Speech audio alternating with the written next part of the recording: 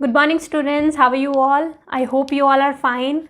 आप सब लोग अच्छे होंगे इस पैंडमिक सिचुएशन में। घर पे रहिए, सेफ रहिए, घर से ही पढ़ाई करते रहे। पढ़ाई में बिल्कुल भी आपका गैप नहीं होना चाहिए, ठीक है? तो हम आज क्लास 8th का फर्स्ट चैप्टर स्टार्ट करने जा रहे हैं, that is crop production and management. ये रिलेटेड है, थोड़ा सा रिलेटेड है अभी के सिचुएशन से भी, क्योंकि इतनी सारी नीड्स आ रही हैं फूड वगैरह की। तो फार्मर्स, अभी आपने देखा कुछ टाइम पहले अभी एक न्यूज़ आ रही थी कि किसान जो है आंदोलन कर रहे हैं, है ना? तो किसान जो है वो बहुत ज़्यादा मेहनत करता है, तो गवर्नमेंट से वो चाहता है कि उसके कुछ ना कुछ उसके और भी ज़्यादा फ़ायदे होने चाहिए। क्लियर? तो देखेंगे कि इस चैप्टर में जो फार्मर्स होते हैं वो कितनी मेहनत करते हैं, कितनी मेहनत से वो सारी क्रॉप्स को उगाते हैं। जब से वो क्रॉप को लगाते हैं उससे कटने तक वो कितना ज़्यादा प्रोसेस करते हैं। क्लियर? डिस्कस करेंगे इस चैप्टर में जो पुराने मेथड्स फार्मर्स यूज़ करते थे क्रॉप प्रोडक्शन में, और आज जो मेथड्स यूज़ करते हैं वो वाले भी। क्लियर? स्टेप वाइज देखेंगे किस तरह से पहला स्टेप होता है क्रॉप्स उगाने में, second step, third step, fourth step, सारे स्टेप्स वन बाय वन उनको डिस्कस करेंगे। क्रॉप्स उगाने से लेके from production of crop to the storage of crops, ठीक है? क्रॉप्स को उगाने से लेकर क्रॉप्स की स्टोरेज तक हम इस पूरे चैप्टर में डिस्कस करेंगे, ठीक है? तो वर्ड सबसे पहले आ जाता है क्रॉप प्रोडक्शन में, बेसिक सा वर्ड्स है, दैट इज एग्रीकल्चर। कौन सा वर्ड है? एग्रीकल्चर।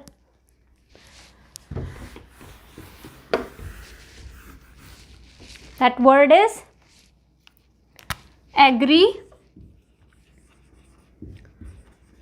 एग्रीकल्चर। बेसिकली जो वर्ड है ये दो वर्ड से मिलके बना है। पहला है यहाँ पे agri and second one is culture. Students, agri का मतलब होता है लैंड एंड कल्चर का मीन्स होता है कल्टीवेशन। लैंड के ऊपर क्रॉप्स की कल्टीवेशन, कल्टीवेशन मीन्स उगाना। Clear?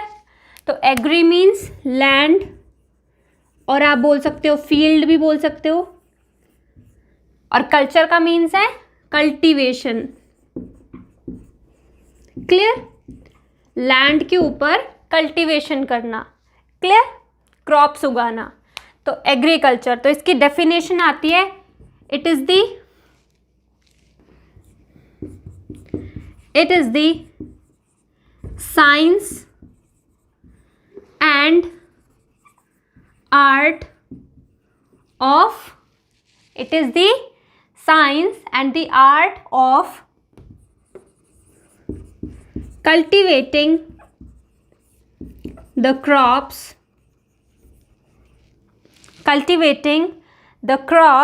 and livestock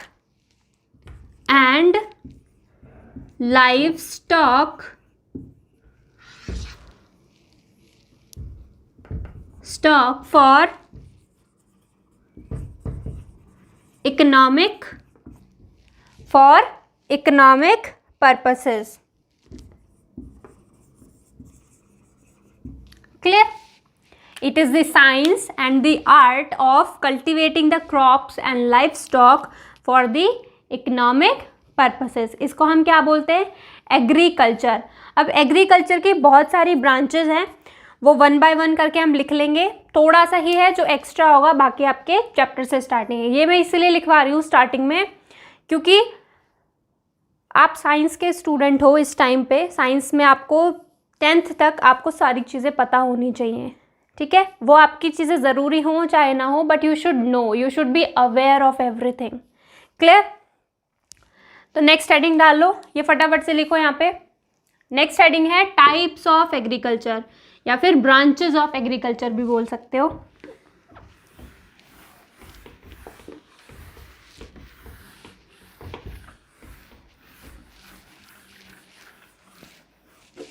next heading है that is different branches of different branches of agriculture. इसमें पहली ब्रांच आ जाती है एग्रोनॉमी। क्या है? एग्रोनॉमी। बस एक एक लाइन लिखवाऊंगी सारे एग्रीकल्चर ब्रांचेस के ऊपर। एग्रोनॉमी में हम क्या करते हैं? क्रॉप्स की मैनेजमेंट और उनका देखभाल करना प्लस सॉइल की मैनेजमेंट करना। इस ब्रांच में हम क्या करते हैं? इस एग्रोनॉमी में क्रॉप्स की मैनेजमेंट करते हैं प्लस सॉइल की मैनेजमेंट करते हैं। Clear? Write down.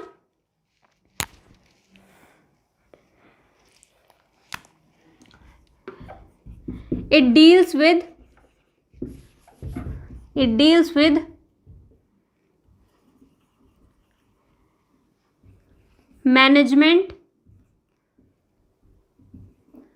management of crops and soil। ठीक है, it deals with the management of crops and soil। Crops और सॉइल की मैनेजमेंट में हम क्या करते हैं? किस में फील्ड में आता है? ये कौन सी ब्रांच में आता है? एग्रोनॉमी में आता है।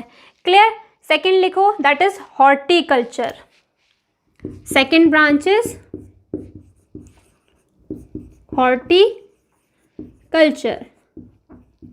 स्टूडेंट्स, हॉर्टिकल्चर में हम लोग बेसिकली फ्रूट्स और फ्लावर की फार्मिंग करते हैं। It deals with the farming of flowers and fruits. It deals with the farming या फिर प्रोडक्शन लिख सकते हो, farming of fruits and flowers. Clear? Horticulture, इसमें क्या करेंगे? फ्लावर्स और फ्रूट्स की जो फार्मिंग होती है उसको हॉर्टिकल्चर बोलते हैं। Clear? Third is olericulture. ओलिरीकल्चर।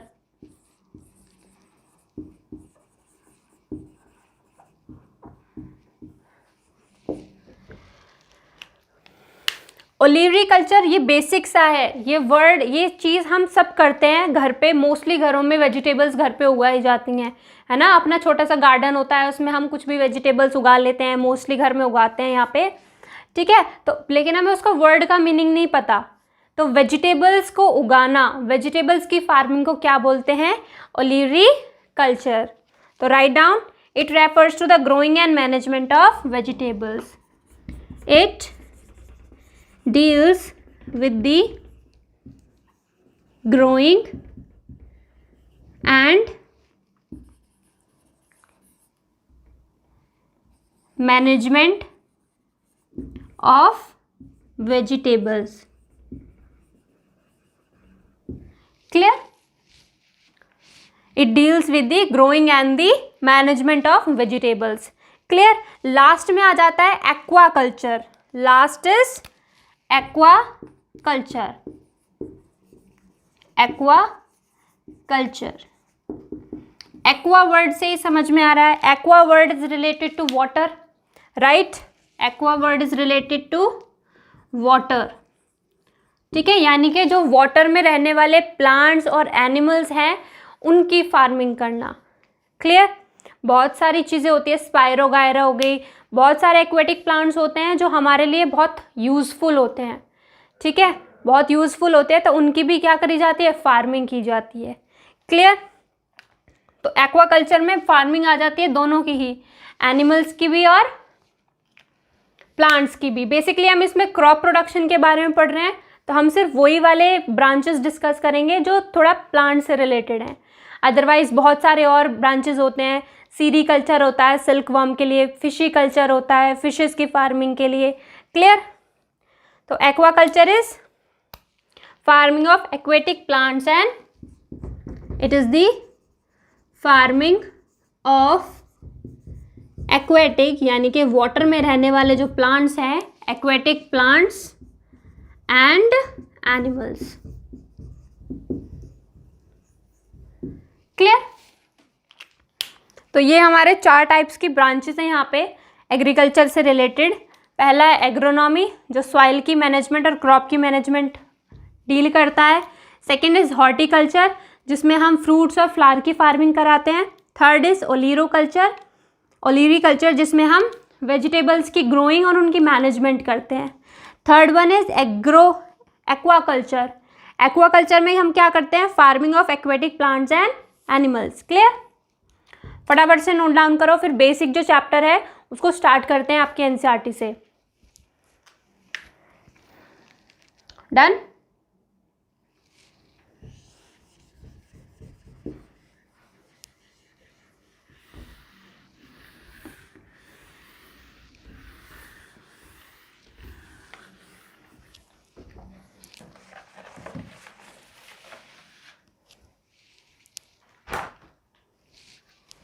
Okay students, next heading डाल लीजिए,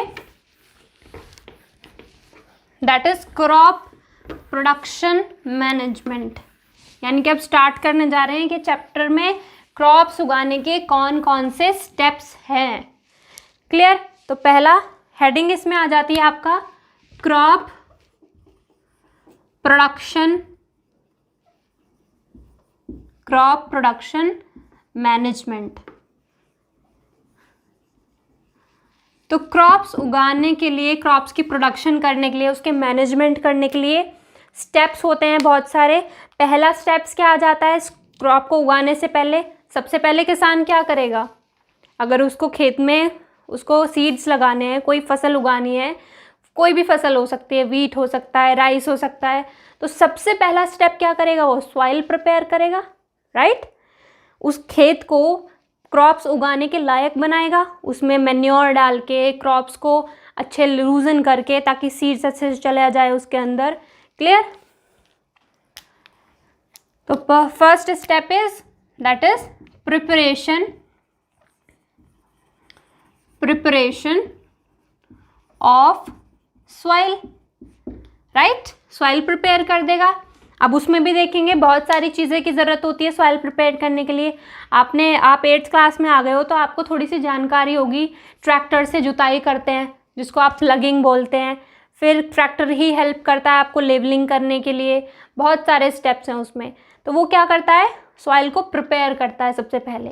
क्लियर, सेकेंड स्टेप आ जाता है इसमें। अब सॉइल प्रिपेयर किसके लिए की है, सीड्स बोने के लिए उसके अंदर। तो नेक्स्ट स्टेप पे क्या हो जाएगा, सोइंग ऑफ सीड्स,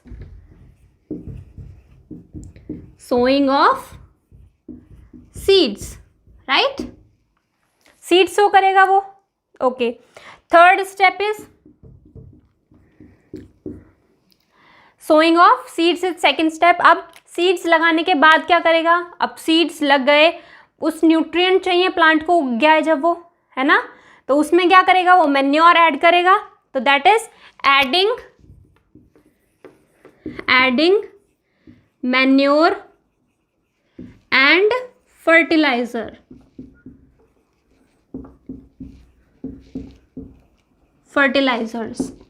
ठीक है। मैन्योर यानी कि आपका खाद जिसे आप हिंदी में बोलते हो, ठीक है। नेचुरल मैन्योर, ऑर्गेनिक मैन्योर जिसे आप बोलते हो, जो प्लांट रिमेन्स या फिर आपके किचन वेस्ट से बनता है। क्लियर, फर्टिलाइजर्स वो होते हैं जो केमिकली लेबोरेटरी में बनाए जाते हैं। क्लियर, तो इनके भी देखेंगे डिफरेंस बिटवीन फर्टिलाइजर और मैन्योर के बीच में डिफरेंस देखेंगे, क्योंकि आपको फर्टिलाइजर्स जो होते हैं वो केमिकल्स होते हैं, तो उनके क्या डिसएडवांटेजेस होते हैं हमारी क्रॉप्स के ऊपर, और भी बहुत सारे डिसएडवांटेजेस होते हैं वो देखेंगे, और इनके क्या एडवांटेजेस हैं मैन्योर के, नेचुरल जो ऑर्गेनिक मैटर है उसके क्या एडवांटेजेस हैं वो भी इसमें देखेंगे। Clear, okay. Next step is पानी भी चाहिए, बिना पानी के तो सीड्स जर्मिनेट भी नहीं होगा। आपने कभी देखा है ना, आप घर में स्प्राउट्स बनाते हो तो आप क्या करते हो, उसको गीले कपड़े में उसको भिगो के ओवरनाइट सोक करके रखते हो, फिर गीले कपड़े में बांध के रख देते हो, तभी उसमें स्प्राउटनिंग स्टार्ट होती है ना। तो बिना पानी के तो सीड्स में स्प्राउटनिंग होगी ही नहीं। तो सबसे मेन इंपॉर्टेंट टॉपिक तो यही है, इरिगेशन। क्रॉप्स में पानी डालने को इरिगेशन बोलते हैं। क्लियर, अब इरिगेशन के बाद आप ये चीज़ें रेगुलर करते रहते हो। रेगुलर इंटरवल पे सीड्स लगाने के बाद रेगुलर इंटरवल पे आपको फर्टिलाइजर्स और मैन्योर डालने पड़ेंगे। फिर इरिगेशन भी आपको रोज़ करना पड़ेगा एक रेगुलर इंटरवल टाइम पे। अगर समर्स हैं तो समर्स में तो बहुत ही ज़्यादा ध्यान रखना पड़ेगा, है ना, पानी का। फिर जब सारी क्रॉप्स तैयार हो जाती है, आप प्रॉपर तरीके से ये सारे स्टेप्स करते आ रहे हैं, तो लास्ट में क्या करते हैं, हार्वेस्टिंग। हार्वेस्टिंग मतलब cutting and collection of the crop. Crops बिल्कुल तैयार हो गई हैं, क्रॉप्स को क्या करोगे, कट करोगे और उनको कलेक्ट करके रख लोगे जो भी उनसे प्रोडक्शन हुई है। Clear? And the last step is storage. Storage of crops. Clear? Storage का काम है लास्ट स्टेप में। जो भी आपने प्रोड्यूस किया है, जो छोटे लेवल पे 1-2 खेत जिनके होते हैं, छोटा सा फील्ड होता है, उसके क्रॉप्स को स्टोर तो वो घर पे कर सकते हैं, लेकिन जो लार्ज स्केल पे प्रोडक्शन होती है, बहुत बड़े बड़े जो फार्मर्स होते हैं, तो वो किस तरह से स्टोर करते हैं सारी जो क्रॉप्स होती हैं, वो इस चैप्टर में देखेंगे। क्लियर? तो इन सारे स्टेप्स को फॉलो करने के बाद ये पूरा चैप्टर फिनिश हो जाएगा। पूरे चैप्टर में सिर्फ यही स्टेप्स को इलेबोरेटली एक्सप्लेन किया गया है। क्लियर? तो स्टार्ट करते हैं हम यहाँ से प्रिपरेशन ऑफ सॉइल से। सारे स्टेप्स फटाफट से लिख लो।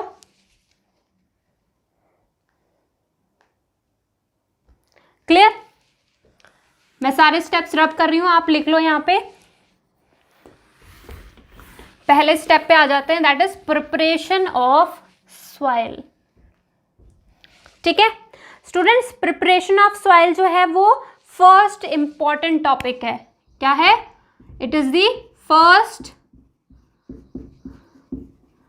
Important topic. अगर यही स्टेप आपने ठीक से नहीं किया या फार्मर ने ठीक से नहीं करा, तो आगे की क्रॉप्स तो बिल्कुल भी आप सोच सकते हो कि किस तरह से ग्रो करेगी। क्लियर? तो इस स्टेप में करते क्या हैं बेसिकली, ट्रैक्टर्स जो होते हैं वो बड़ी बड़ी मशीन्स का यूज़ करके जो पीछे लगाई जाती है ट्रैक्टर के, उससे पूरे, जिसको लेवलर बोलते हैं, ठीक है, पूरे खेत की जुताई कर देती है, खोद देती है उसको। ठीक है, उससे क्या होता है, जो नीचे वाली सॉइल होती है वो ऊपर आ जाती है, अप टर्न हो जाती है। ठीक है, तो इसमें क्या करते हैं, in this the soil is upturned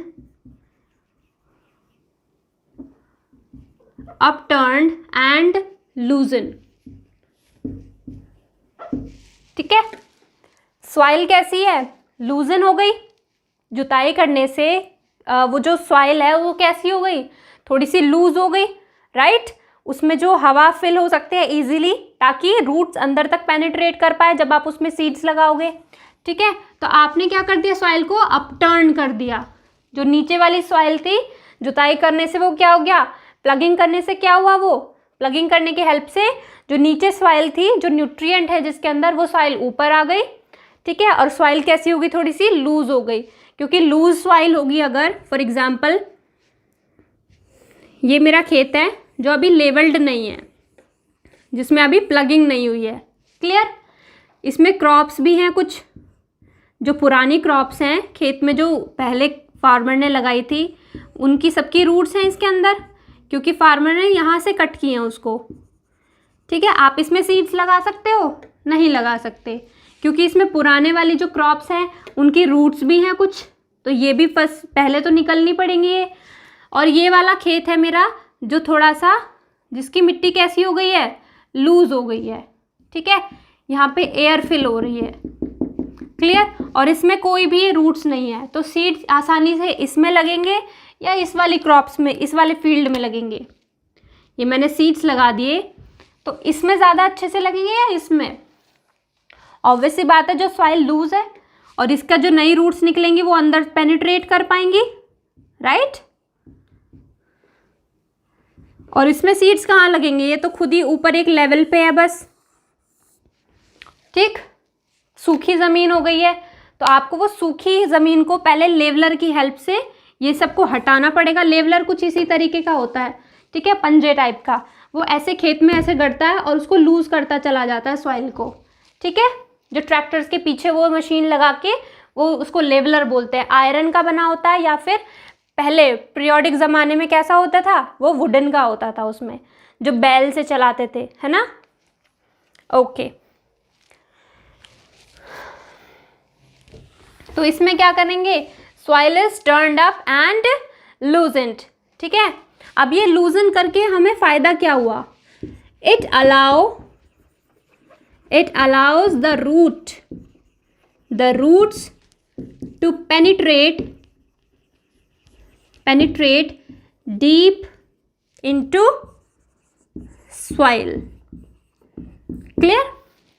जो रूट्स होंगी, जो हम सीड्स लगाएंगे, उसकी जो प्लांट उगेगा जो उससे सीड से, ठीक है, उसकी जो रूट्स हैं वो कैसे जा पाएंगी, डीप अंदर सॉइल के अंदर जा पाएंगी, अगर सॉइल लूज होगी तो, क्लियर। और टफ होगी तो उसको मुश्किल होगी जाने में, सीड को ग्रो करने में मुश्किल होगी, ठीक है। लेकिन अगर सॉइल कैसी होगी, लूज होगी और न्यूट्रिएंट्स होंगे उसके अंदर, तो सॉइल के अंदर इजीली जो रूट्स हैं वो पेनिट्रेट कर जाएंगी। पेनिट्रेट का मतलब होता है घुसना। क्या होता है,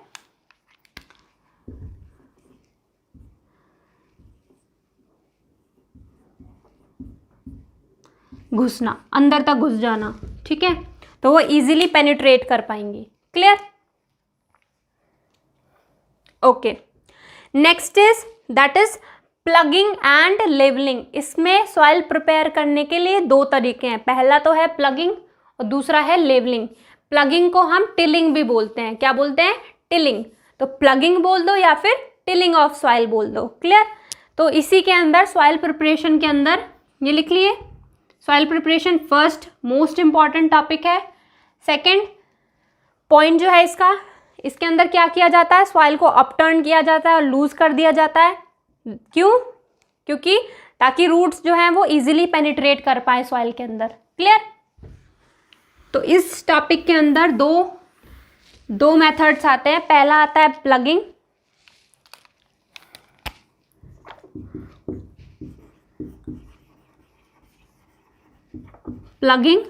और टिलिंग।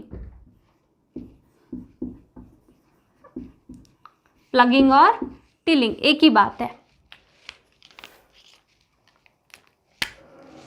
ये क्या है, इस प्रोसेस में क्या होता है, the process of upturning and loosening the soil is called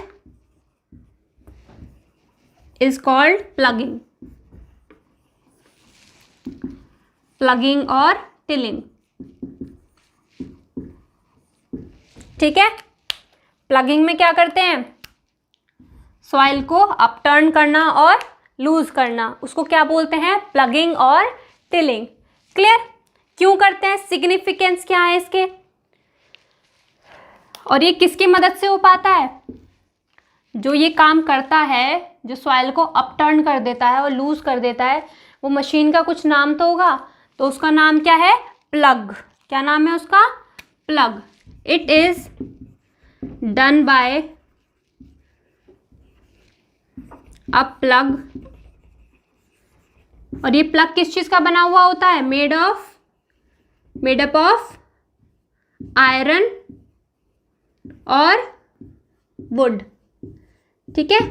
पहले ज़माने में, जब बहुत पहले की बात है, एंशिएंट टाइम में, तो वुड का यूज़ करते थे, वुडन का बना हुआ होता था। उसके बिल्कुल टिप पे नीचे वहाँ पे आयरन का पीस होती थी, एक iron strip, clear.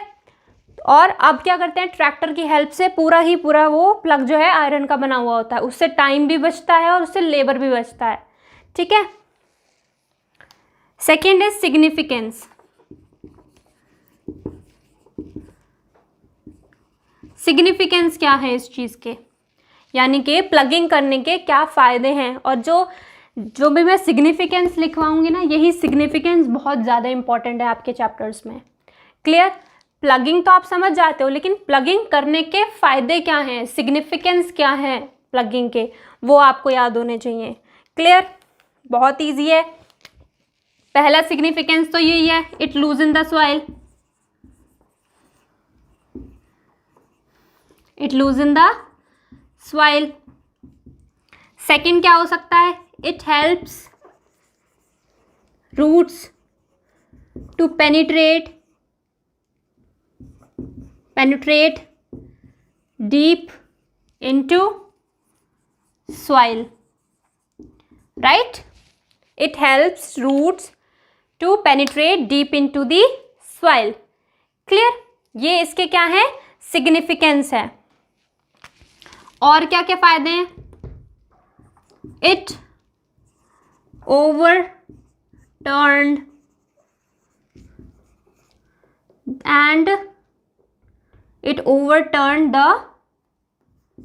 the soil and helps and properly aerated the soil. ठीक है, ओवरटर्न कर देती है, उसको घुमा देती है. नीचे वाली जो आपकी जो सॉइल है और जिसमें जड़ें भी थी, मैंने बताया था ना प्रीवियस, रेजिड्यू बच जाता है पुरानी क्रॉप्स का रेजिड्यू, तो उन रेजिड्यूज को भी निकालने के लिए उसको हेल्प करती हैं. तो अपटर्न कर देती हैं, ओवरटर्न कर देती हैं सॉइल को, और प्रॉपरली एरिएटेड कर देती हैं, क्योंकि रूट्स को भी एयर की ज़रूरत होती है, तभी सीड्स उग पाएगा. क्लियर? तो ये सिग्निफिकेंस थे इसके प्लगिंग के. ये दो मेथड्स है इसमें प्रिपरेशन ऑफ सॉइल में. एक तो ये ए और एक और आएगा यहाँ पे, that is B, levelling. Clear? Levelling.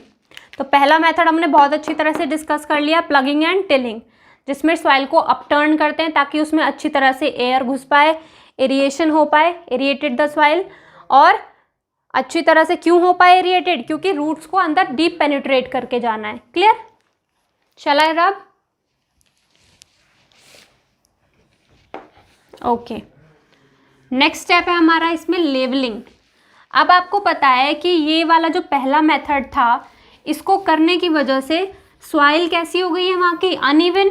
कहीं पे ऊंचाई है, कहीं पे निचाई है, कहीं पे गड्ढे बन गए हैं, बड़े बड़े क्रम्स आ गए हैं, डले जिनको हम हिंदी में बोलते हैं, राइट? तो उनको भी हटाना पड़ेगा, क्योंकि मान लो अगर आप पानी डालते हो क्रॉप्स के अंदर तो कहीं पे ज़्यादा, तो ये आपके प्लगिंग करने से क्या हुआ, खेत कुछ इस तरीके का दिखेगा. यहाँ पे ऊंचा है, यहाँ पे गड्ढा हो गया, तो जब आप इसमें पानी डालोगे तो पानी यहाँ पे फिल हो जाएगा और यहाँ पे तो पानी पहुँचेगा ही नहीं, है ना. और इसमें क्या होते हैं, बड़े बड़े क्रम्स होते हैं यहाँ पे, इनको भी फोड़ना ज़रूरी है. तो उसके लिए टेक्निक यूज़ करी जाती है बी, दैट इज़ लेवलिंग. बड़े बड़े जो क्रम्स हैं उनको ब्रेक किया जाएगा ताकि आप प्रॉपरली सीड्स लगा पाओ. ठीक है, थोड़े थोड़े डिस्टेंस पे आपके सीड्स ऐसे नहीं लगने चाहिए कि एक यहाँ पे सीड्स है, एक इधर लगा है. ठीक है, तो प्रॉपर इस लैंड को जो इस तरह से हो जाता है प्लगिंग करने के बाद, उसको स्मूथ बनाया जाता है. तो आप सीड्स लगा सकते हो इस तरह से. क्लियर? और जब आप इसमें वाटरिंग करोगे तो सबको इक्वली वाटर मिलेगा. ठीक है, इक्वली आप वाटर डाल सकते हो. तो इससे आपकी क्रॉप कैसी होगी कि बहुत ही अच्छी उगेगी, बहुत अच्छी क्रॉप्स होगी as compare to this. Clear? तो ये दोनों ही मेथड अच्छे हैं. पहला प्लगिंग भी ज़रूरी है, प्लगिंग के बाद लेवलिंग भी बहुत इंपॉर्टेंट है. Clear? To make the land even.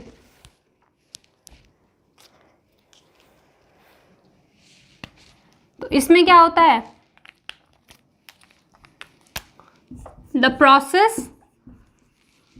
the process in which plugged land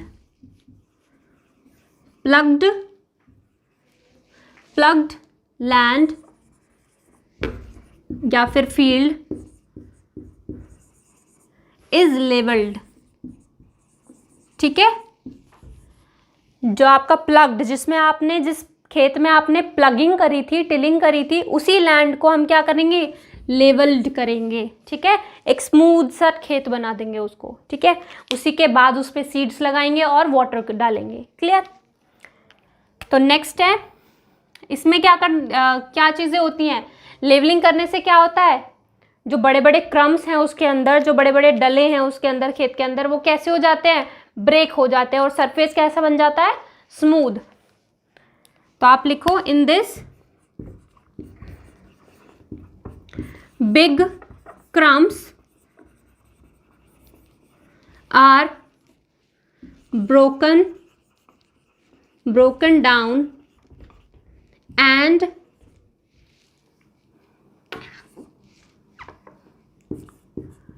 field become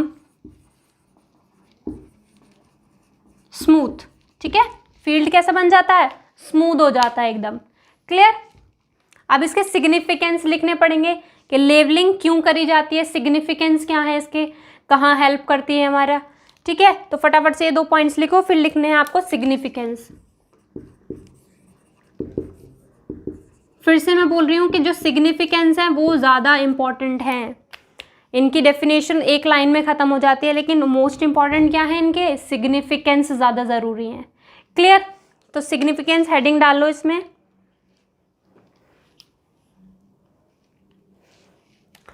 significance है आपका, it helps in the sowing of seeds,